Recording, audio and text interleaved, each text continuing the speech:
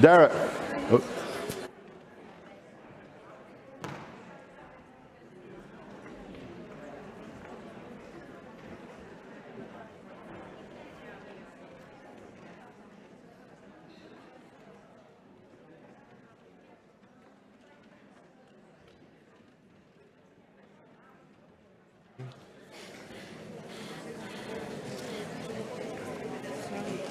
Can I release this thing for Maite here?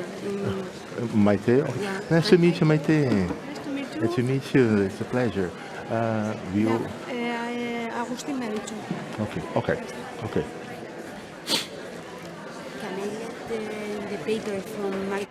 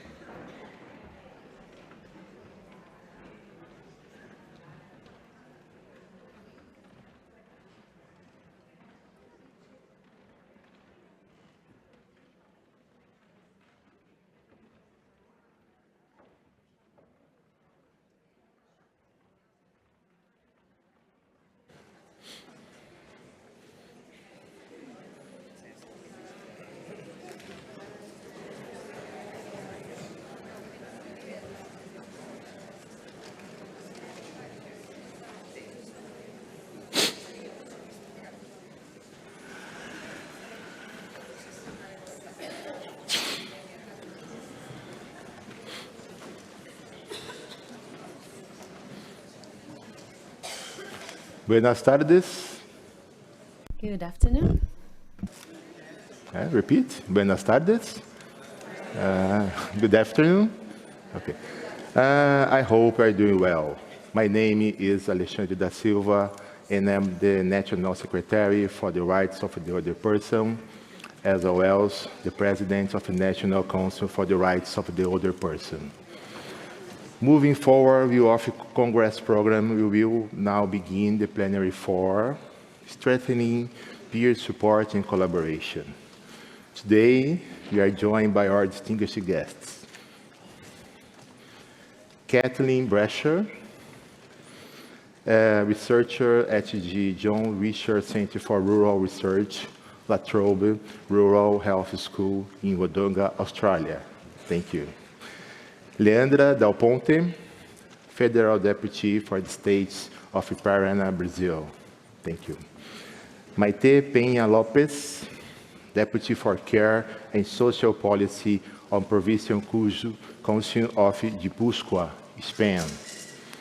Derry McGagan, Regional Program Manager for Age Friendly in the West of Ireland. Thank you. And Michele Gracia Frengi, President of System for the Integral Development of Family DIF of Zapopan, Jalisco, Mexico. Thank you.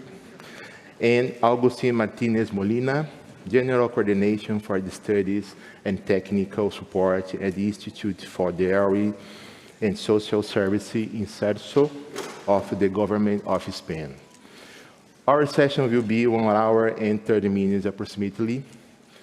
Plenary panel will seek intervention of 5 to 7 minutes with the option to use slides, followed by the question and debate among the panelists in conversation format, focusing commitments and concrete actions. We also hope the audience can interact with the panelists. I will provide a brief overview of the global context, and then I will pass the floor to our speakers. Currently, the world is experiencing one of the most spectacular demographic transformations. The coexistence of 3, 4, and even 5 generations in the single moment in the history. This is due to increase in your life expectancy. However, in very same spaces where there are already thousands of people aged 80, 90, and 100 years old, who are sometimes family members, neighborhoods, or inhabitants in the same community, Hundreds of other social groups still age, but do not reach old age. This is explained by the most diversity vulnerabilities within in their life trajectories, as well as accumulation of discrimination. One of the main objectives of members joined the Global Network for Age-Friendly Cities and Communities is to adapt their structures, services, public space for activists and healthy aging. But before any adaptation, it's necessary to consider which rights are not yet secure for this older person and to seek a strategy to guarantee them. When dealing with the global perspective on the aging, international comparison of index among some natural states require caution, and some countries use 65 years old as a reference, while Brazil and various international organizations of age use 60 years or older. In 2025, the world had approximately 1.22 billion people aged 6 or older. Consider the estimated world population of around 8.2 billion inhabitants. Older persons represent approximately 40.9% of the global population.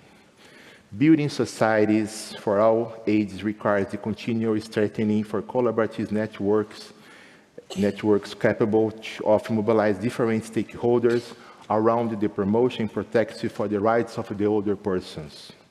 In a global context marked by rapid population aging, albeit at different rates and with distinct characteristics across countries, regions, and territories, it becomes increasingly evident how important coordinate action is among public and private institutions, social society organizations, social movements, activists, researchers, community leaders, local, state, and national governments, as well as international organizations committing to guarantee the human rights of the older person.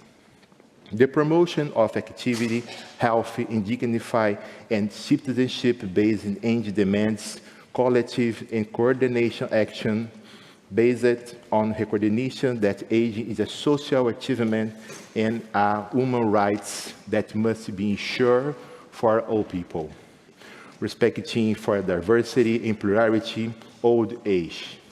This perspective requires confronting multiple forms of discrimination, exclusion, and inequality that affect older persons through their life course, considering marks such as race, ethnicity, gender, sexuality, disability, territory, socioeconomic status, and cultural background. In this scenario, strengthening peer support and collaboration emerges as a strategy element to expand institutional capacities, share knowledge, disseminate best practices, promote social innovation, and strengthen the participatory process. Networking, including for a global perspectives, demands permanent communication flows and extension of experience, the celebration of partnerships, the formalization of cooperative instruments and regulatory frameworks, as well as continuous monitoring and evaluation mechanisms for the results. These elements are essential to ensure shared responsibilities, qualified social participation, management, transparency, and sustainability of actions aimed at building more inclusive and age-friendly environments. Plenary 4, strengthening peer support and collaboration, we want to showcase local and regional experience development in different parts of the world that have stood out for their capacity for community mobilization, intersectoral coordination, and commitment to aging agenda. This section will provide the opportunity to learn about initiatives implemented in territories affiliated with the World Health Organization Global Network for Age-Friendly Cities and Communities, including experience from Australia, Indigo, Brazil, National Congress, Spain, Guipúzcoa, Ireland, Western Counties of Ireland, and Mexico, Zapopan. By bringing together representatives for different geographical, cultural, institutional contexts, the plenary will allow for reflection on how peer collaboration can drive concrete transformations in territories, strengthening participation of the older person in decision-making process, and expands the reach of policies and actions aimed at aging. The shared experience with demonstrated that, despite differences among local contexts, a collective commitment to rights of the older person constitutes a common element capable of strengthening the constitution or more inclusive, resilient community that are prepared to respond to the challenges and opportunities of increasing long-life societies. Now, our plenary speakers, I invite the Kathleen Brasher, please.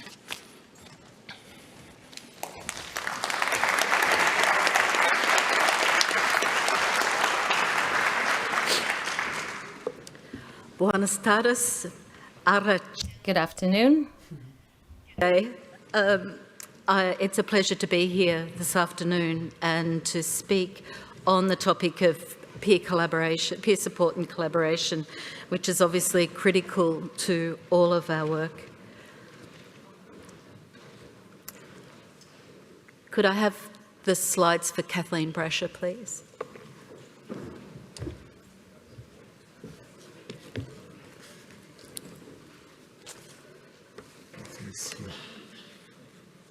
Number one.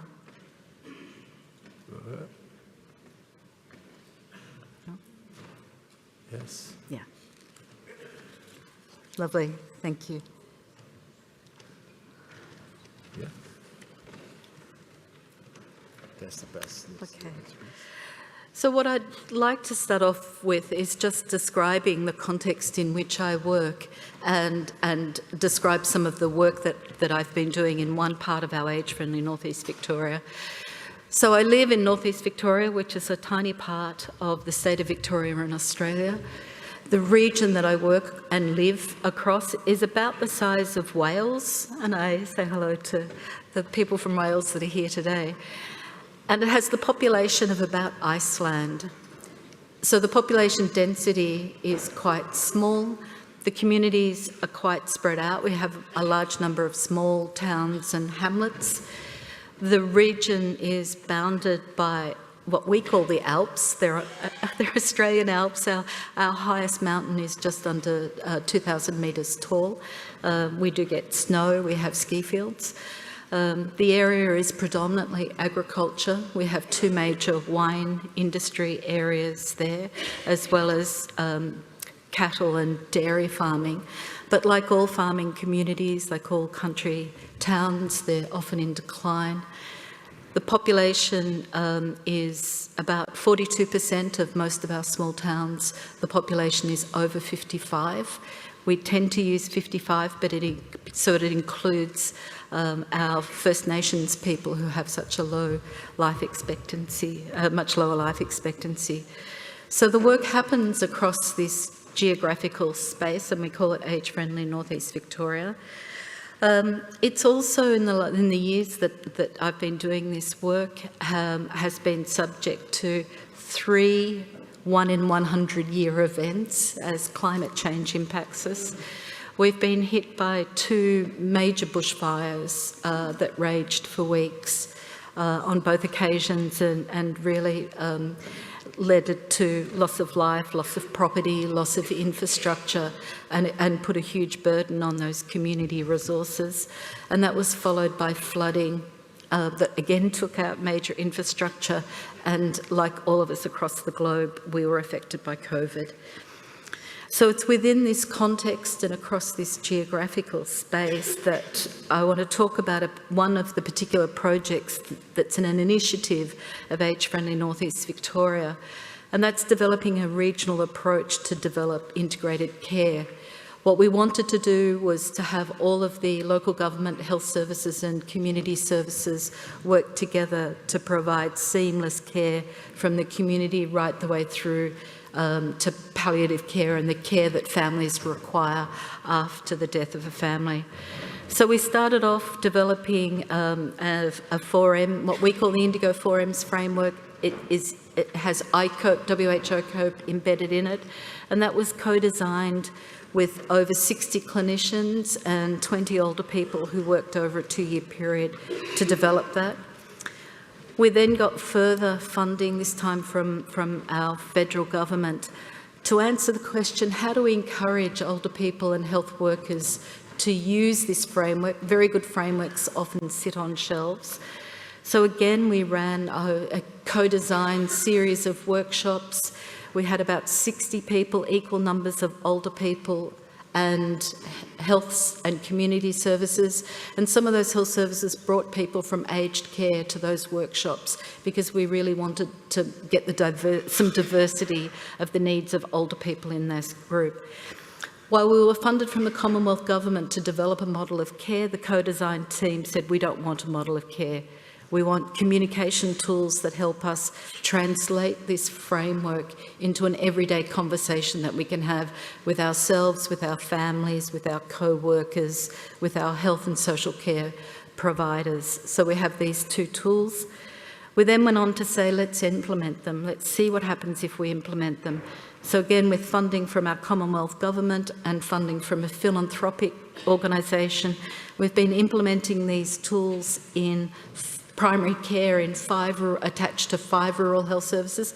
Our health service is 1 hospital, 1 building, and it provides everything out of that 1 space in our small towns. And we also worked with community organisations to develop those. We established an advisory group to sit over the top of this work that has state and regional and local representation of older people organisations, ethnic community council, Indigenous groups, older people themselves. There are 6 older people on that group.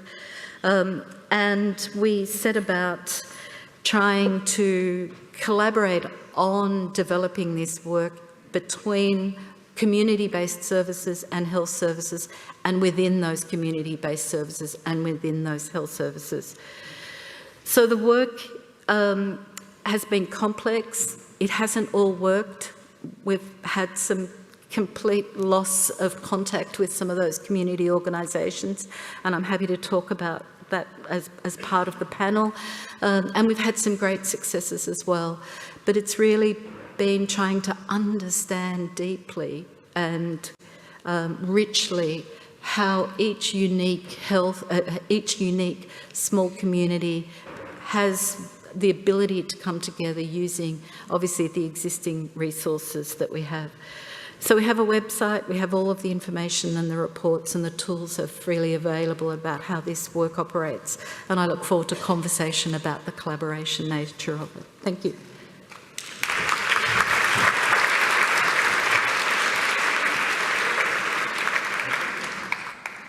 Thank you, Kathleen.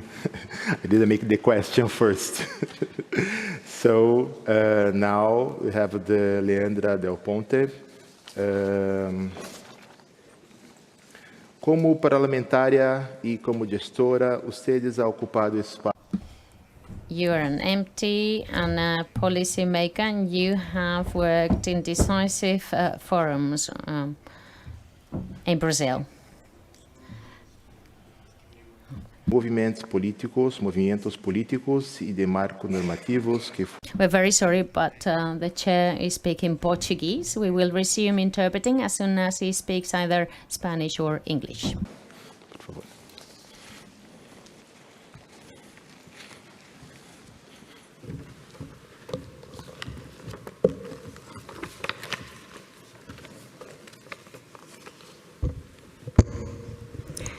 Buenas tardes a todos y a todas. Good afternoon. It is an honor for me to be member of this panel at this World Conference as a representative of so many, with representatives from so many regions in the world. My name is Leandra Del Ponte, and I'm a federal MEP in Brazil.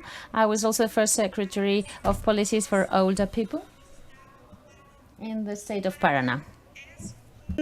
Gobierno subnacional. Paraná is a subnational government. I would like to share with you that our main conquest has been to transform care for people into an essential right and to turn it into a duty of the state through a national law that I authored myself and was passed back in 2024. This was a historical change in our country.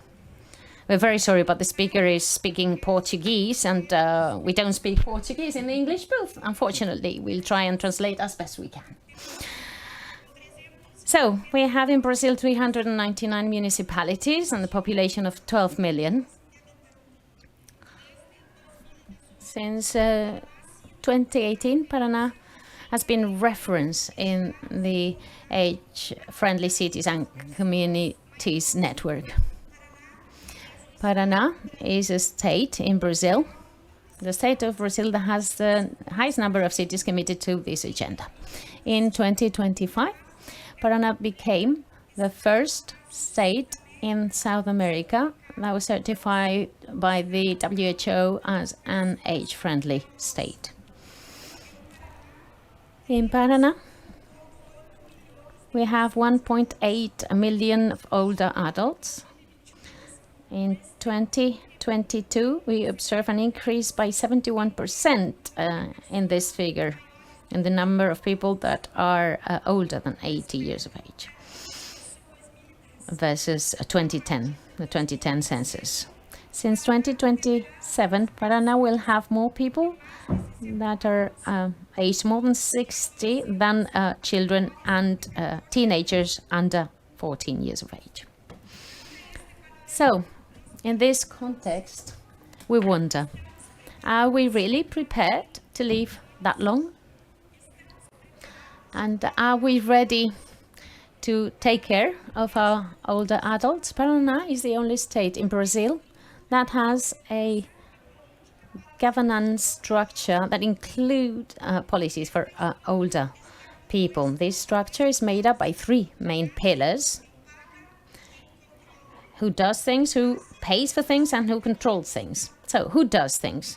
Well, the state secretariat. Here we have a body, a state body.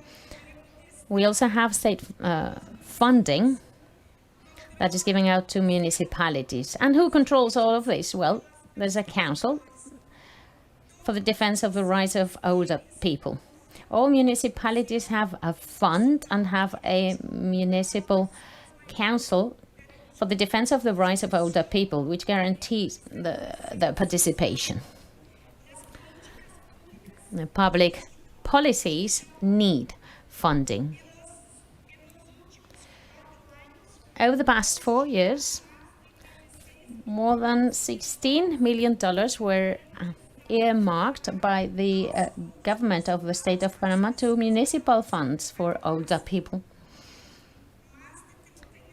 More than $39 million were also earmarked for the construction and retrofitting of buildings, community centers, daycare centers, nursing centers, and social facilities.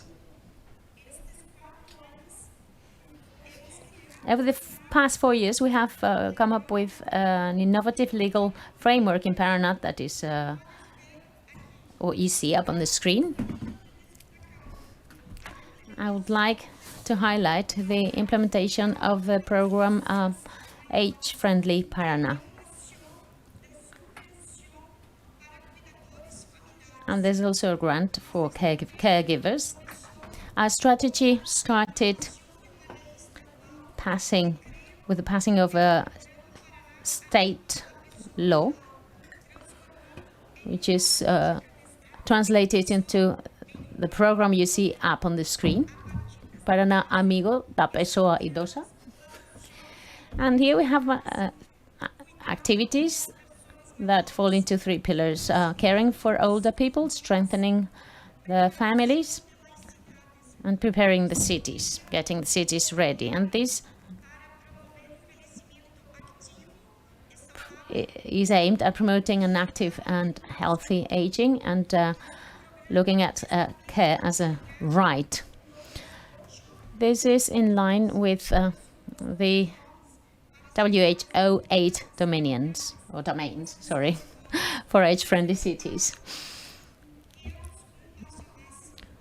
And we've taken one further step. We have included one more domain, which is care. That's what you see up on the screen. We believe that it's not enough to get our cities ready. We also need to guarantee that care is provided to all older people, also including older people in situation of dependency. And we also need to take care of the carers, the caregivers. This is why we have a registry of caregivers, and we also have a grant to support relatives that are caregivers. Care is a huge challenge and requires from us to innovate in public policies. Our main challenge is to translate this strategy into the whole of the territory, put it into practice in reality, and this is why the government of the state is supporting all municipalities along this implementation process. We started by carrying out a diagnosis of the territory and the older adult population. We use a system to stratify people according to the level of vulnerability and the care needs. And with this information, each municipality made an action plan based on the 8 WHO domains plus care. We also developed a practical guide to facilitate the implementation of all of this. And there's something really important here. Municipalities that are certified will have a priority when it comes to accessing resources and investments. This is how we want to improve the situation and carry out sustainable, specific actions that have a real impact, an actual impact on the lives of people. We have a portal providing information and support to municipalities, citizens, and technical teams. With this, we have increased transparency and the quality of our support services. And for the cities that are members of the program, the government provides technical and financial support as well. Paraná has created a legal framework that transforms specific programs into a permanent state policy. We've been working for 4 years now. We've invested more than $50 million devoted to promoting autonomy and the protection of the inclusion of the older people.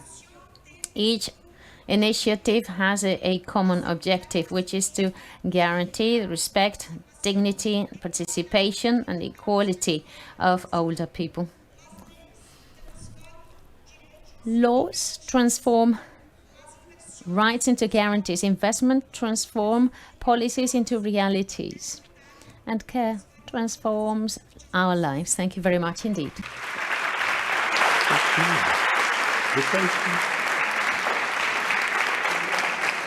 Gracias, parlamentaria. Agora teremos Thank you very much. Lopes. Now we have Maite Peña López.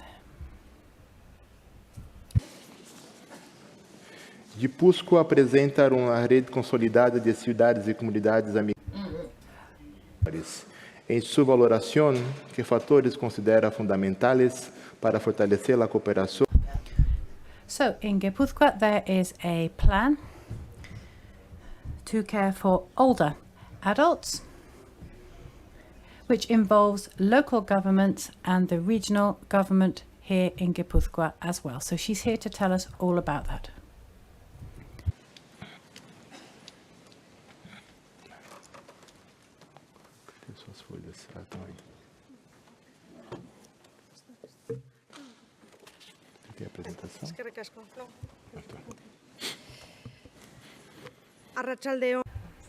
Good afternoon, everyone. Good afternoon and welcome to Gipuzkoa. It's a pleasure and it's an honor for me to be here talking amongst so many people from so many different places in the world. I am sure that over these few days we have learnt a lot and we have exchanged a lot of knowledge, and we will continue to do so. This is a wonderful opportunity for us to exchange knowledge so that working together we can make our societies more age-friendly, more inclusive and more open. For us, it's also important, it's an important honor to be able to be hosting this conference. It's very important. It's wonderful to see the participation of so many different people who have come from so many different places all over the world. So it's a source of true pleasure for us. This Third World Congress is the result of a lot of hard work. And it's also a recognition of the transformation that is happening here in our province and has been happening for the past few years. In fact, in Gipuzkoa, I can tell you that we have put the pedal to the metal, we've hit the accelerator, and we're moving forward ever quicker. Because this is a challenge that really concerns all of us, and that is the challenge of how to manage the aging of the population, the fact that we all live longer. There's also an increase in situations of dependence. We have challenges linked to mental health, migratory phenomena, the fight against inequality, loneliness, and the need to build more solid, more social communities. And all of this is developing very quickly. So at the instant, those of us in government need to work quickly in order to respond at the same speed, which is why this type of meeting, the meeting that we're at today, is so important. The situation in the different provinces, in different countries, in different communities may be different. That's true. But we have a lot of shared challenges, shared aims. So exchanging knowledge, building alliances, and getting to know each other is absolutely essential if we want to find responses to the challenges of the future. As you will have seen by now, and heard by now at least, Gipuzkoa is a small province which is located in the north of the Basque Country. We have about 730,000 inhabitants living in the province of Gipuzkoa. But we have a very long tradition of working as part of a community. We have a very long tradition of solidarity. It's a province that has been around for many, many years, and it has always understood society as being something that we build together. And I think this is the starting point of the program that we're going to be talking to you about today. Over the recent years, we have undergone a profound transformation in the way we provide care to our citizens. It's not just a case of offering more services or more resources. We want to transform well-being itself. We want to transform how we understand public intervention. That's the essence of our 2030 agenda. We're moving forward towards a model based on personalized care, prevention, and ensuring quality of life. A model that puts people center stage. A model that respects the desires and the priorities and the capacities and the plans and dreams of each individual person. But at the same time, it's a model that is closely linked to the community. Why? Well, because we understand, from our point of view, care, providing care, it's not just the responsibility of the institutions. It's a shared commitment between public institutions, professionals, the third sector, families, and the community. And in order to carry out this transformation, we have based our actions on 4 main ideas. First of all, collaborative governance. Because large-scale transformations cannot be carried out by one single institution alone. We need to, the second pillar is also experimentation, because we need to test, get it wrong, test again, and test again. The third element is scalability. In order to roll out those programs that work, we need to be able to scale them up. And fourthly, we need to evaluate to know what works, what doesn't work, and what impact we are generating. In short, the Gipuzkoa model is a model based on people, holistic well-being, community, and innovation. It's a model that looks inwards as well, takes into account the needs of our communities, our towns, our neighborhoods, but it's also a model that looks outwards and that is connected to the world.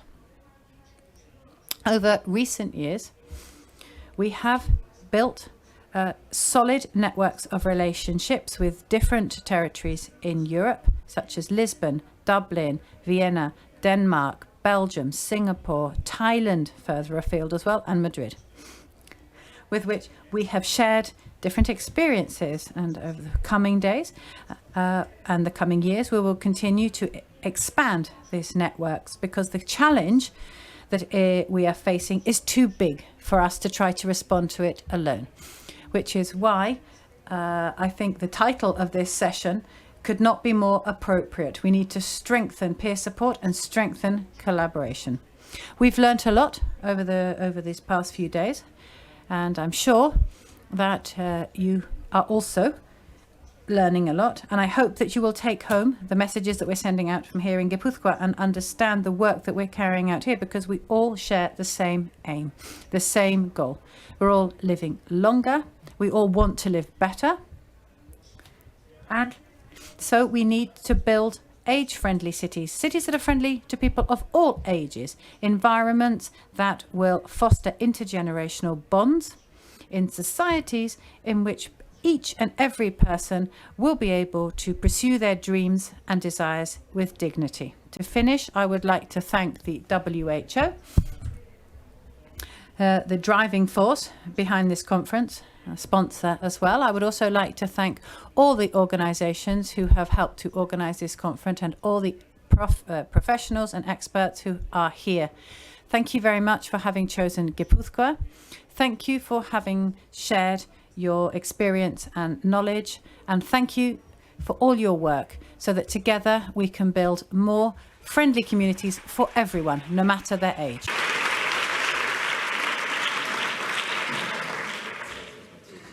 Gracias. Gracias, Maite. Now, Thank you, Maite. We now... oh, very Dara. Ok. Michelle, pode ser? Ok. Michelle.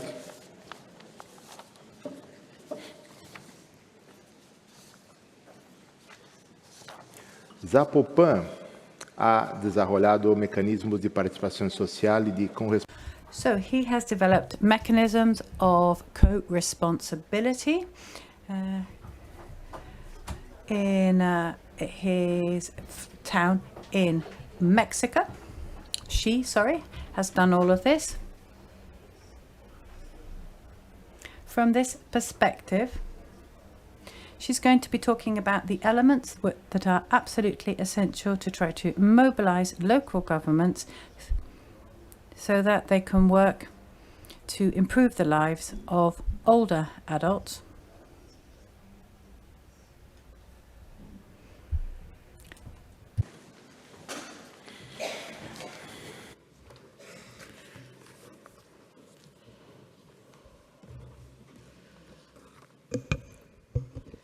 Buenas tardes a todas. Good afternoon, everyone. Thank you very much for being here. I'd like to thank all my team. they've chosen me to present all of this, but I didn't do all of this alone. Every day there's a very large team of citizens and public servants working very, very hard to do all of this. And they've got there's the little Mexican flag that's being waved down there at the bottom. So we're all very proud to be Mexican. Let's start with a video very quickly. Can you please just put the video on very quickly? Is that okay?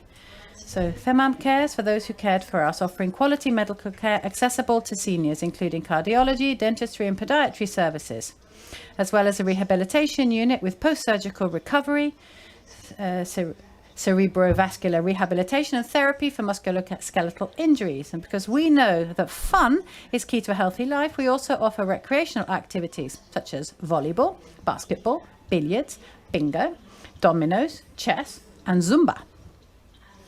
And moreover, we also have workshops in choir singing, literature, knitting and technology. So for more information and to schedule an appointment, please call 333-836-3452, extensions 6006 and 6009. Ahí está, por si alguien se da una vuelta a Zapopan. So if you ever come to Zapopan, you know where you have to go. So let me just give you a little bit of context. So the municipality Zapopan is in Mexico. We're in the state of Jalisco.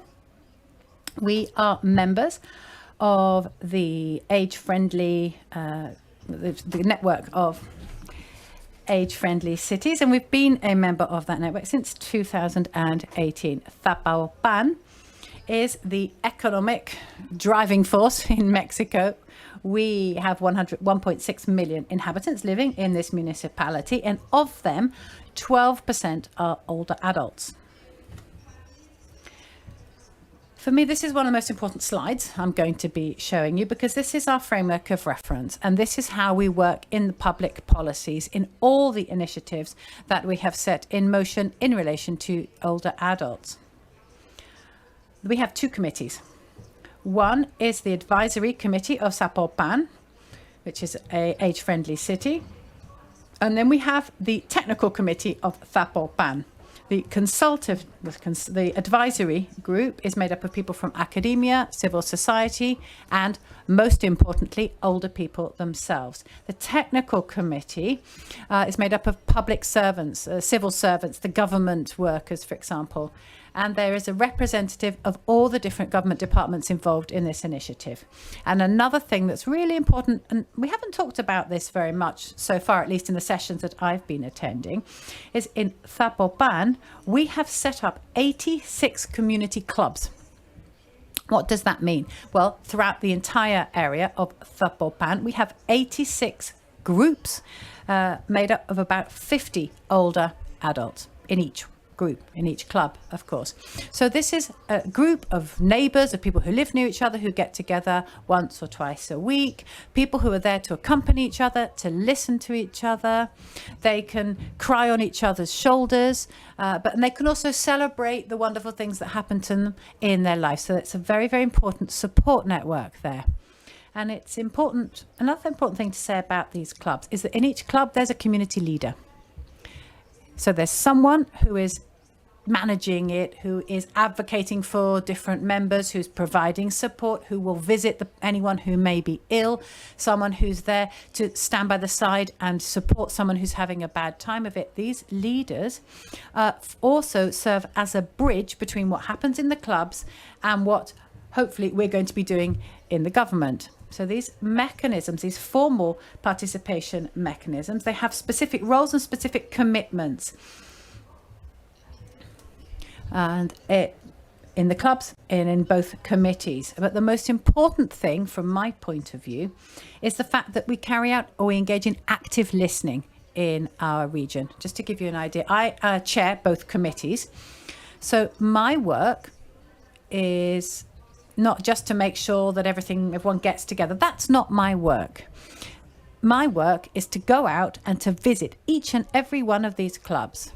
I say the rosary with them. I participate in their celebrations. I crown the queens. I sit down and play cards, or I play bingo with them. And I spend all my time listening to them, listening to what they want, because they really live they're the ones living in the city. They're the ones who make the city what it is. And the city is aging with them. And we cannot ever leave decisions to be made behind a desk. We can never leave it up to people who are sitting behind a desk to make decisions. We can't just assume that they need this or they need that. If we want to really be an age-friendly society, an age-friendly city, we have to sit down and listen to older people. There are eyes in the municipality. There are eyes in our ears. So my work is actually very simple. My job, I just to sit down and listen to what they're saying to me. They say, oh, excuse me, Madam Chairwoman, we don't have electricity. There's out in the street, there are 3 lampposts and there's no light in them and we need them. And I transfer that to our technical committee to talk about the lighting. Or they say, oh, I'm sorry, but the benches aren't very comfortable, or the benches aren't good for me. Or, for example, there's a place where my wheelchair can't access. So I transfer that petition to the person who needs to solve that issue. Issues that have to do with security. Sometimes people come to me and they say, it's incredible that there's no zebra crossing and we can't cross the street because the cars never stop. So they put a traffic light or a zebra crossing in the street. It's as simple as just listening to how they experience their city and what it is that we need to do as government officials. So I feel very proud to say that we have a shared vision of the city, and a shared vision of the city that we are and that we want to become. So what we saw in the video was a day club, and we've actually made a historic investment in that club because we've completely renovated it. It's a wonderful space. It's fantastic. There are green areas, there are sporting areas. You could see it, right? You saw what it was like. There are about 68 activities that are carried out there.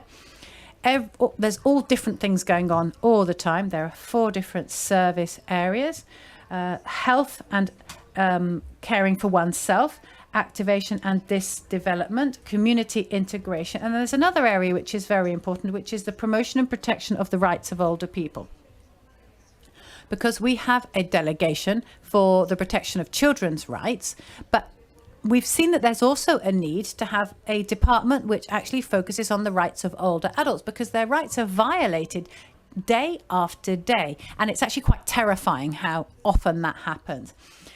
We give a service to about 400 people every single day in this metropolitan centre. And as a government, we believe that it is so important for every older adult to come at least once a week. So we have special transport that we provide to them. They go and pick them up from their homes and we take them to the centre so that they don't lose their opportunity to go to the centre at least once a week. So they can just stop looking after their grandchildren, stop cooking for everybody else. They just close their door and they go off and they spend the entire day doing something different, doing fun activities. And they can have breakfast there, they can have lunch there, they can socialize there. We have people who've actually fallen in love with someone there and they've actually gotten married to that person there. They've finished their primary studies, some of them, in the centre. We provide them with technology classes. I sometimes go and talk to them and they just totally ignore me because they're like, 15-year-old teenagers. They're just, in the computer. They completely ignore me sometimes. But it's really important for them to go there because they also stay in contact with everyone. In terms of infrastructure, we have a very important health cluster. We have multi-use rooms. We have a games room. We have a canteen. We have a technology room. And we also make a podcast. We talk about all the knowledge and the wisdom that older adults have. But of course, if we don't record it, it's going to get lost because when they pass away, their knowledge passes away with them. So they have so much information, so much valuable, wonderful stories. And we are recording a podcast with all of this. We also have a literary workshop where they can write their memoirs because we don't want to forget what they know or the experience that they have accumulated. And going back to promotion and the protection of the rights of older adults, I would like to say that since opening the centre, we have taken care of 353 cases in just 1 year. And we actually estimate that for 63% of these cases where rights have been violated, it's due to a lack of care. Sometimes it's because the family have no longer the capacity to look after them. They don't have the tools they need, so they may fall. And this is because of a lack of care. And in that case, we provide them with legal advice. We help them to write their will, a living will. And sometimes they don't even have a birth certificate. So we help them to get themselves a birth certificate and to put all their affairs in order, all their documents in order. And then 23% have to do with negligence and 14% with being abandoned. So with regard to the promotion and protection of rights, we also provide other services. We have psycho-educational support to the family. Sometimes it's logistical organisation as well, someone to look after them in the morning or in the afternoon, or someone to feed them lunch. Sometimes they don't have the capacity to organise this, so we work with the family to bring about important changes in how these people are cared for to improve their daily routine. We also carry out psychogerontological assessments. And in some cases, we help them with their emotional management, and we help them to actually be admitted into a care home. So this is what we do, and I'd like to cordially invite all of you to come to Jalisco so that you can see what we're doing first time, and you can see the wonderful quality of life that our older people enjoy. Thank you very much.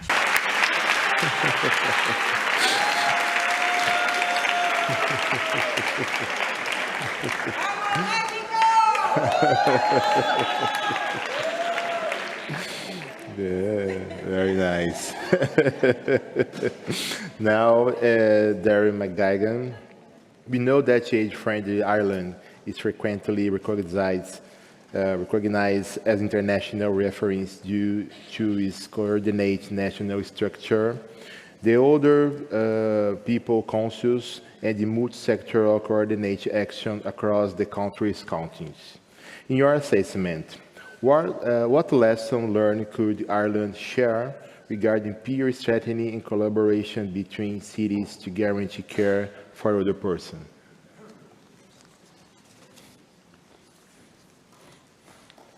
Okay. Buenas tardes a todos. Good afternoon, everyone. Darragh McGuigan is my name, and I'm a Regional Programme Manager for Age Friendly Ireland. And apologies for the slight technical hitch there in opening my presentation. We've sorted it now. So, and again, anybody who was at the affiliates meeting on Monday will probably have seen some of this content. So double apologies if you're seeing some of this again.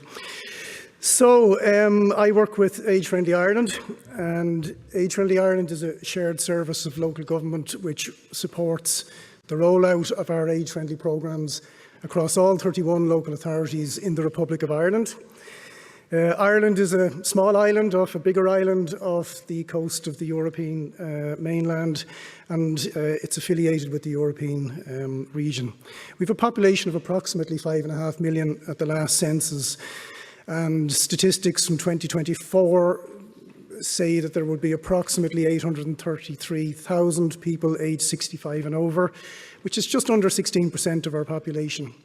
But the predictions for 2051 would say that that figure is likely to double, and that those people living beyond their 80th birthday is likely to at least treble, if not go slightly higher than that. So I'll just give you a quick briefing about our structures. So we're a shared service of local government, which means that one local authority takes on responsibility for coordinating and rolling out a service on behalf of some or all other local authorities. And our host local authority is Meath County Council. And Meath County Council provides the shared service with office accommodation and equipment, and services such as recruitment, financial management, legal and other services like that. We run 4 programmes currently. Our core programme, the Age Friendly Cities and Counties programme, goes back to 2009, and all our local authorities operate that programme. And in more recent times then, Healthy Age Friendly Homes programme, supported by our Department of Health. has been rolled out post-COVID to all local authorities. Our technical programme, which supports and trains our planners, architects and engineers in our local authorities and also in our AHBs, has been rolled out in recent years, and we've had a communications programme to support all those programmes, again going back to the very early years. We're not a centralised service per se, so I'm one of 6 regional programme managers. If you see the map on the right there, my region is the yellow region in the southwest, and I support 8 programmes in 8 local authorities.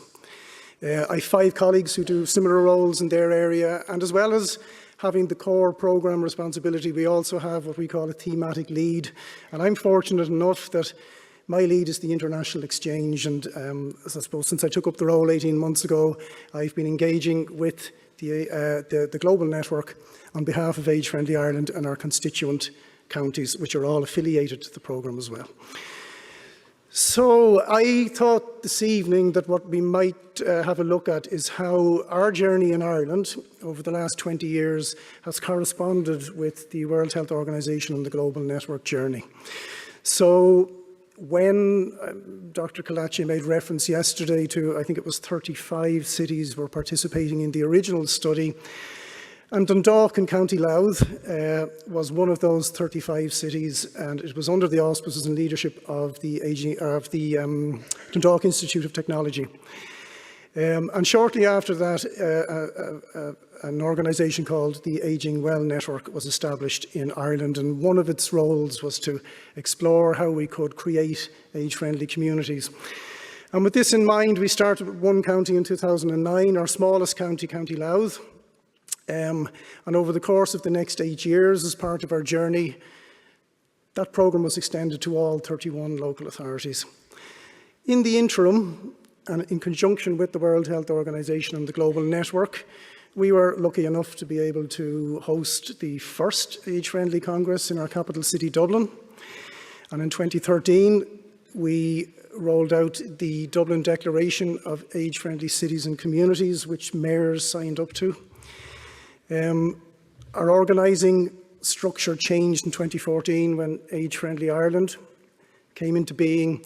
And Age Friendly Ireland drove the process then of ensuring that we had full county coverage by 2017. All those counties are affiliated with the global network. And the shared service then was established and based in local government. The photograph there at the top is the ceremony where Ireland was recognised as the first fully affiliated country. And it's an honour that we hold dear and that we like to acknowledge and support our partner affiliates across the global network, and hence I suppose we find ourselves here today. My next few slides are really, because I'm conscious of time, I'm not going to talk in any great detail, but they'll just show the type of engagement that we have on a global scale. So if you see your flag, please do call out and wave your flags. So the first one will be about countries that we've hosted since the post-COVID era. You'll see that there's a range of, from Finland, Portugal and Norway, our colleagues in Northern Ireland, all the way out to colleagues in Australia last year. And of course, we are very lucky and we're very honoured to be requested to go and visit other countries to share experiences and to learn from their experience. And this will just give you a flavour, I suppose, of maybe the last 5 years of countries and organisations that we've worked with. Most recently, one of my colleagues attended the World Health Assembly and spoke, I suppose, about our experience and programme there. But as you can see, it's a mixture of study visits, it's a mixture of presentations, and it's a mixture of, I suppose, trying to inform policy and support programmes to start up. And where we can't necessarily go and visit for whatever reason, we are also more than happy to support colleagues online, be it through online meetings, research, and building relationships with our neighbours. For example, in Wales, we met the Commissioner recently and started the process of trying to see where the synergies between our two organisations are and how we can work better. From a resources point of view, all our resources are on our website. The website address is there, and they're also on the the Age-Friendly World Network. And in that context, we have publications downstairs and everything is there free to use. One thing that I was going to say actually in the previous slide was that, just to give you an example of the type of engagement we have, last year, probably around this time, we got an email from Zapopan, and myself and my National Programme Manager, Emer, engaged with Anna Dolores from Zapopan, just about sharing our experience and learning her experience. And I was delighted to see there recently that Zapopan actually launched their strategy. So well done, Zapopan, and good luck with that. So just some concluding thoughts, and I won't delay. So really, I suppose all I wanted to say was that Ireland's journey in the context of engaging with the global network has been a very positive journey, and we've benefited from it, and we hope that we can support other affiliates to, I suppose, take up the mantle and start working towards making their localities and our world a more age-friendly world. And I will conclude on that. Thank you very much.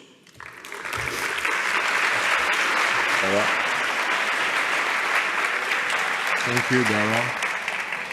And agora, Thank you very much. Now we're going to be hearing from Agustín Martínez Molina.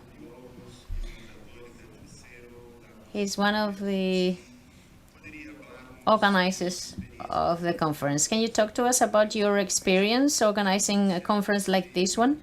And can you talk to us about the potential of this event in order to come up with better policies for age-friendly cities and communities?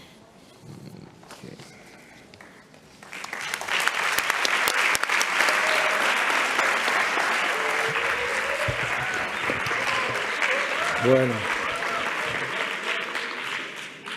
pues nada, creo que tengo... Well, I've been listening to you with attention. Amber said she was honored to be the chair of the conference, and I am honored to be vice president. I have learned so much. I've emailed almost all of you. I think all of you must know me for all the emails we've been exchanging together.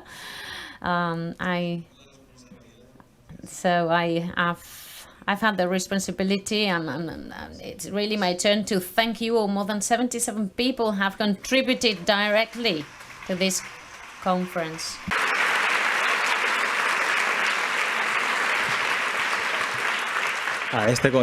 They've all participated in the organization of this conference, but there are many more. There are many more people that are not here, featuring here in this list.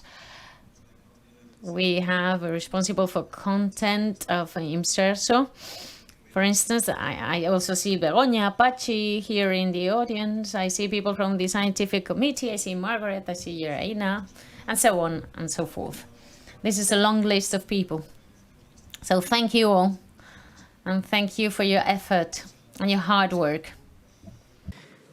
And let's not forget AI, who is member number 78. You can give the AI a warm round of applause as well. She or they haven't asked me for a coffee or rest or anything. I've used many AIs. And, well, they've been very patient, they've worked really hard, but I don't think they like us very much. Well, this slide has been generated by an AI as well. And I asked them how they feel after working so hard in the organization of this conference. Well, in order to answer the question that Alexandra just asked, what have we learned in this conference? Well, we have this. Well, this is an international conference. We're not used to hosting international conferences. In academia, I've attended many conferences, but clearly here we have people coming from academia, but also practitioners and authorities. So this is a very special conference. All of you make up a very heterogeneous group of people. You're very special, actually. This is not a typical conference where you have 700 people that have the same profile. No, you're all different, actually. So this is what makes us special. There are many of you. You've made a huge effort to be here. So thank you very much from the bottom of my heart. I really value you being here and having you here face to face. And in CERSO, we've been working in this network since 2010. And we support this movement at a national Spanish level. In 2026, we almost have 300 Spanish municipalities in the network. And last year, we decided to accept the challenge, face up to this challenge, and organize this conference. What have we learned? Well, so many things. Now, we see here the 8 domains established by the WHO. They are at the core of everything we do. I am professor at the faculty at the University of Madrid, and I have focused on technical aspects here, and I observed at a national and international level, and Zapopan, for instance, is a clear example of all the interventions that you can carry out. If you have very good practitioners, very good professionals, experts that are willing to work. Now we need to improve the technical level of the assessment process after the interventions are carried out. I don't know if you know, I don't know if you're familiar with these possibilities to assess everything we do.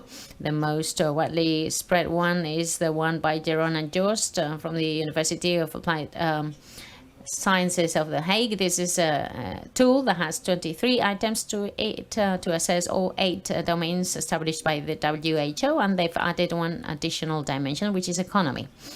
So we've got 8 domains, and economy is included because it has a huge impact on what people think. So we are working in collaboration in the network. We have very widespread tools, especially widespread in the English-speaking world, but not so much in Spain or other countries. So we are now establishing connections, making connections, and creating networks of countries that speak different languages. In Spain, you know that we speak Spanish, but we also have local languages like Galician, Basque, Catalan. So we're working in collaboration with the WHO. And we're also working with the FEAPAT. We're establishing collaborations with Costa Rica, Chile, Mexico, Colombia, and recently with Argentina. So we're going to work with all of them since they're Spanish speaking. What is the challenge we need to face up to in the coming years? Well, we're clearly committed to obtaining funding to develop platform to carry out the assessment. We need to be able to compare the assessment from different places. And we also need to compare what is happening in the same place over time. So we need to gather the voices of the people. We need to look at the different agendas of the different local councils. We need to provide information to researchers with rigor. And we also need to be able to support better public policy. So in this sense, we're already developing a platform. It will take like about 2 years. And then we're going to be sharing it with all of you who want to have access to it, so that both citizens, municipalities, researchers, and public administrations can use this as a tool. We have tested all of this. We're testing how we are gathering information and see how it behaves. And on the left-hand side, you see how we have automatically categorized the questions that we've asked to people in a standard way. We agree on the 8 domains established by WHO and the data we have gathered, but people think in more, in terms of economy when speaking about age friendliness. So when we ask about age friendliness, people tend to establish less domains, not 8 but 6 domains, and sometimes they tend to group things into 3 different groups. People normally focus more on material aspects, elements that have to do with personal interaction, and finally services. That would be the three main groups. So all the questions we may ask can fall into one of these three categories. So we have psychological models, marketing oriented mainly, about how we perceive quality in a hotel, for instance, that actually match the way how we ask about age friendliness of a city. What have we observed here? Well, we can not only describe what's interesting for each city, according to the eight domains established by WHO, but we can also measure these 8 domains and other variables. We've made this less than 2 weeks ago. Out of these 8 domains, which do you think is most closely related to the perceived governance, to how we perceive that our local councils are doing things? Which one do you think? Housing, transport, economy, respect, health and social services, social participation, civic participation, communication, information, public spaces. Which one do you think? Well, let me tell you. Let me tell you which one it is. Well, it's health and social services. 30% of the people believe this is closely related to the perception of a quality of a governance. And here you see some example of what people tell us. I get the care I need. I can easily access care and welfare services. These are the answers we get. And as for, we also have communication here, which is close to 30%. This factor only includes 2 questions. And these questions are simply telling us that, it is easy to read in terms of font and size, and it is written in understandable language. Easy to read, easy to understand. These are very simple aspects, and they are, you see, co-relating by 30% of the way we see the governance locally. And as for loneliness, we speak about loneliness very often, and I've been talking to colleagues working at Inserso, and we were saying, we speak a lot about loneliness, but we haven't quantified it. We haven't calculated the impact of our interventions here. So which dimension do you think is most closely related to loneliness? Is it a more material element? Is it more something that's more personal? Well, it's respect, actually. And there are only 2 questions in the questionnaire concerning respect. In the model, we speak about respect, but people use the term ageism. So here we have a 40% covariance with loneliness. Here we have a high percentage. 14.4. And the same thing goes for life satisfaction. Which dimension is most closely to this one? Which one do you think is most closely related to feeling happy with our lives or about our lives?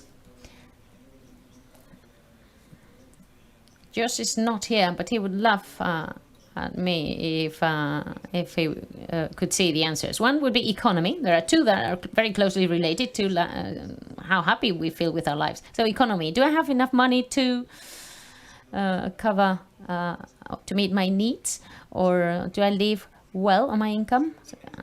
Here the percentage is 30%, and this is consistent with other studies. Of course, there are other variables here, but this one is really relevant. And as for civil participation, almost 20% of relationship between this element and how happy we feel with our lives. We're talking about the interaction between generations, right? having enough opportunities to interact with younger generations and feeling like we're a valued member of society. Okay, we are analyzing the closeness, the relationship between the WHO dimensions and the different elements. So a couple of ideas here I would like to share with you. An age-friendly city cannot be built with bricks alone. We need to take into consideration respect, participation, and care. And here we're not measuring cities, not just cities. Sometimes we have data, but the data are cold. We are analyzing how people are and how they care for people. Thank you very much indeed. Gracias, Agustín. Thank you very much, Agustín. Thank you. Now we have another question for our panelists. Cities and communities affiliations depends not only on local best practices, but also on regulatory frameworks capable of guiding public policies, public vision, urban planning, and accountability mechanisms. Considering instruments such as Brazil Institute of the Older Person, a federal law, the OAS Inter-American Convention on Protection of the Human Rights of the Older Person, and the currently drafting process, the United Nations legally binding international instrument of the rights of the older person. What is your perception of this instrument in defending and guaranteeing human rights for the older person? And where those who are not yet aging and who age in precarious and unequal ways? Los avances de las afiliaciones de las ciudades y comunidades amigables. He's repeating the same thing over in Spanish. As práticas locais, sino também de marcos normativos capazes de orientar as políticas públicas, é o pressuposto público, la planificação urbana e os mecanismos de rendição de contas. Considerando instrumentos como o Estatuto de la Persona Mayor de Brasil, na lei federal, a Convenção Interamericana de la Proteção de los Direitos Humanos de las Personas Maiores, de la OEA, e o atual processo de elaboração de instrumento internacional juridicamente vinculante aos direitos das pessoas maiores e das Nações Unidas. Quais são suas percepções sobre estes instrumentos em la defesa e garantia de los direitos humanos de las pessoas maiores e de las pessoas que aún não envelhecem ou que envelhecem de forma precárias e desiguais? Quem gostaria de falar pouco sobre isso? Ok, parlamentária. Las leyes Laws are fundamental because they transform the needs into rights, and they guarantee the continuity of programs and actions that change the lives of the people. But a right without investment is just a promise. This is why we know that laws transform rights into guarantees, and investments transform guarantees into a better life for older people. sem investimento. Sí, gracias. Thank you very much.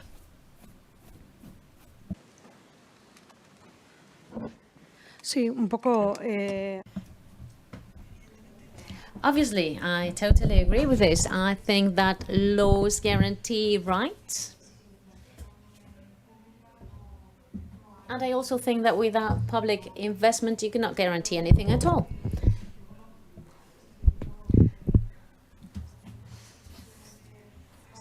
I have experience in the different Basque institutions. There are representatives of these institutions here today. And if you look at the budget we devote to social policies, it represents 50% of the budget of each Basque institution. So I believe that investment is key. But it's not enough in and of itself. It's not enough to face up to the challenges that are coming. And of course, laws guarantee rights, and we need to make headway in this sense, in guaranteeing the rights of the people. But I also think it's key to look at where the challenges come from, or which are the challenges we need to face up to. For instance, when we talk about the aging of the population, this is not just about guaranteeing the rights, but also we need to think about what type of support we're going to provide to guarantee rights. I mean, how things are done is also important. And putting the people center stage makes a difference. There, in this sense, I defend the collaboration of different institutions and collaboration with the community as well, of course, and collaboration with the people, with the individuals, because in the public institutions we provide public funding, but that's not enough just by itself in order to face up to the challenge of aging. If you take into consideration all the rights we need to guarantee. So then, of course, we need to roll out local initiatives. I think these initiatives are very valuable, but they need to be assessed later on, and they can't be exported, of course, and they need to be turned into rights, and they need to lead to new laws being passed. And we need to keep an open mindset as legislators, because we need to adapt our laws to the existing challenges. And we also need to think about what are the rights we need to guarantee and how we want to guarantee them. Gracias, Maite. Thank you very much, Maite. I couldn't agree more with both of you. I agree with you 100%. I think that everything goes in hand, and I think that you can make huge efforts at all levels, but if at the end of the day you don't have a law that regulates all of this, then everything you do may just be there for a while. As you know, because otherwise, if you don't have a legal framework, you're not guaranteeing the continuity of everything you're doing for the coming generations. And I also agree in terms of budget. In Zapopan, our success is based on a generous budget we have. We have a recent initiative that's been rolled out, which was to take the services of our centers, the MAMs, straight into the colony, so people don't have to wait for a week. So we're taking some services into the colonies, but everything takes money. You need investment. This wouldn't be possible if we didn't have a good budget earmarked. We could have funding from different departments, but if you don't have a good economic support from the government, and that is consistent over time, then we won't be able to guarantee the continuity of everything we do. So we need policymakers that take this seriously, that take this to Congress, and that turn all of this into a law. And sometimes topics on the agenda concerning, topics concerning older adults are not the top 5 topics of the political agenda, but this is why we need political leadership. Yes. Thank you very much. At a time when we're witnessing the breakdown of the global order and the global recognition of rights is a really important issue. It's a time that is increasingly difficult to have shared conversations around the world about rights and equality. Clearly it's essential that they're there and there is a framework.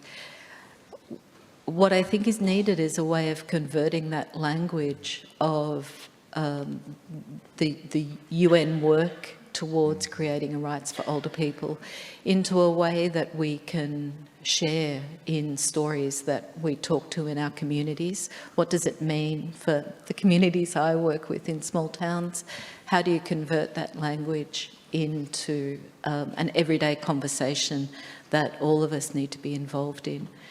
I think the joy of the age-friendly work is that working to create a globe that is age-friendly is to work to create the rights for older people to be in their places and spaces in their communities on a daily basis.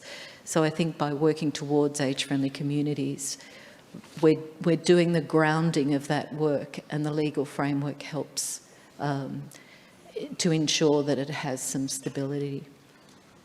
Thank you, Kathleen.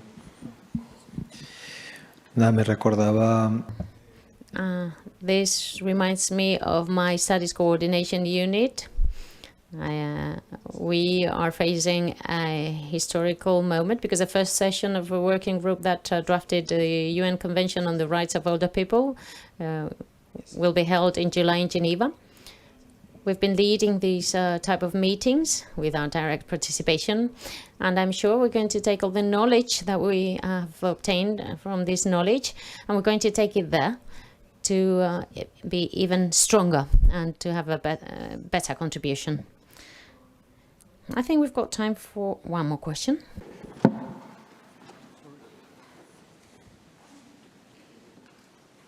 Gracias. Bueno, felicitar. Well, let me first of all congratulate you. I'm Mirna Garcia from Nuevo León, Mexico.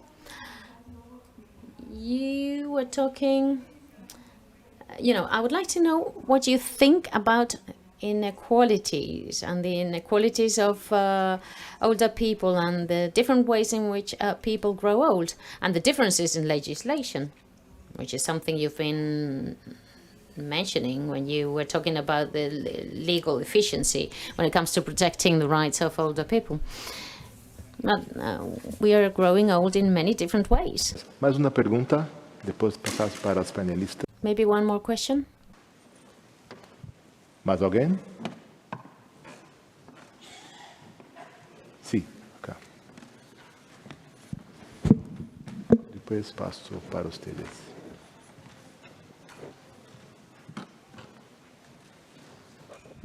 Anne Forsyth from Harvard University. You've had a lot of inspiring stories. I've taken a lot of notes. But I wonder if anyone wants to take up Kathleen's challenge, which is to talk about a failure or disappointment and what you learnt from it. You've talked about what worked, what didn't work or what disappointed you as you were doing peer support and collaboration. What did you learn? Okay, thank you. So, yeah, the first question after the second. We did have a lot of failure. It's hard to run work over such a large area with such a lot of communities that don't have very much. They have an enormous amount of resilience, and they have an enormous amount of personal connection to someone who works in the hospital, is also working in a not-for-profit organisation, is also helping out at the school, and is on the CFA. So they play lots of different roles. I think there's a real tension between demands of funding and milestones. Having come back into the university to lead the evaluation of this work, I've been really struck by the structures that the university place on trying to do good community, what I think of as community development work. They don't like people spending so much time getting to know and working deeply with communities. They want outputs much more quickly. And I think there's a tension when there is a lack of resource for who benefits first, and how do we make sure that's equitable. What I've learned is about how to be more open and receptive to the way different communities change and adapt our work to make it fit their needs. So to take into account how you adapt and modify and bring in the history and culture of a place while still trying to move it forward in a different way. And that takes a lot of time and a lot of energy. And as I said, we've had major bushfires that have scarred our country, and it'll stay that way for years. And so trying to work in that space to rebuild anew and to rebuild in an age-friendly way is a significant challenge. Okay, thank you, Kathleen. And Maite or Darren? Okay. I'll go next, thanks, Secretary. maybe not so much failures, but I suppose challenges in maintaining the momentum of the programme once the programme is up and running. So it's a local government-based programme. Local government has many functions in all societies. And I suppose it's ensuring that as it's led by local government and generally by the chief executive, that we need to be supporting the programmes locally and reminding, I suppose, our leaders at local level that the programme needs to be driven on, and that's, I think, where the role of me as a regional manager comes into it. I'm closer, I suppose, than the national office, and I see my role as being a link between the policy development at a national level and the implementation at a local level. Just in the context, I think, of our structures as well in Age Friendly Ireland, we went from 4 staff in 2019 when the shared service was opened to over 150 staff at national, regional and local level, and quite dispersed amongst all our local authorities, and across 3 different programmes which don't necessarily always match neatly. And we've had to go back and reassess, I suppose, how we communicate with our different units within local authorities. And one of the things that we're doing now is, as regional managers, we're bringing the 3 different strands together on a regular basis every year to just share experience and learn about each other and learn how to support each other. One other thing then is just in the whole context of research, where we now have a research agreement with Maynooth University. And I suppose it's something that we recognise that we needed to look at, and we needed to, I suppose, identify how we can use the knowledge and resources that we have on the ground and what we're hearing from the older people to actually try to inform and influence policy at a national level. Okay. Okay. Yes, we definitely have had failures, quite a lot of failures. In fact, a couple of trippings up, if you like, not total failures. We didn't manage to fall down completely. We just had a little trip up along the way, and other things have been outright failures. I think I've learned 2 things, really, to try to tell you what I've learned to share the positive side of things. I've learned to be more demanding, first of all, and to, especially in the field of social services, it's not usual for there to be failures. Maybe the reason for that is because we don't usually evaluate what we do. Everything that's invested in social services, people think that it's always really well invested and it's very efficient and it's all great and lovely, but that's not always the case. So one of the things that we've started to do is to have a pre and a post evaluation. So we question everything. And I think that really helps you move forward. And then another thing that I learned, or that I have learned over the years, is that there have been programs that have failed, intergenerational programs that have failed because they were difficult or because of the design. And then obviously COVID hit, which turned everything on its head. But there have been other moments in which we've had failures and sort of we've tripped up along the way. And then when we've tried to work out why it happened, we've found that often it was a lack of previous coordination, previous collaboration. So I would really highlight those 2 aspects. And let's welcome failures, because they prompt us to question things and just sit back and assume that everything is going fine. We need to be more demanding with how we invest public money. We need to be demanding about how much we're actually improving people's quality of life. And things don't happen vertically. There's a previous horizontal work that needs to be carried out. So there's more sort of slip-ups along the way rather than failures, outright failures. And I'm just going to be very brief. Yes, I understand that I need to finish now. And it's true that we are reviewing the different legislation at different levels, and it's a time full of opportunities. That's true. But we need to keep our eyes very widely open to how aging is changing, how longevity is changing, how people's desires and wishes are changing, because they change all the time. It's not just one old age. There are many different types of old age. And we're focusing specifically now on loneliness. I mean, I could keep going for half an hour, but I think I better stop talking now. Thank you very much. I'm sorry, we don't have very much time, so we really do need to close. Section. Thank you, speakers. Thank you for everyone coming. And we finish our plenary. Gracias.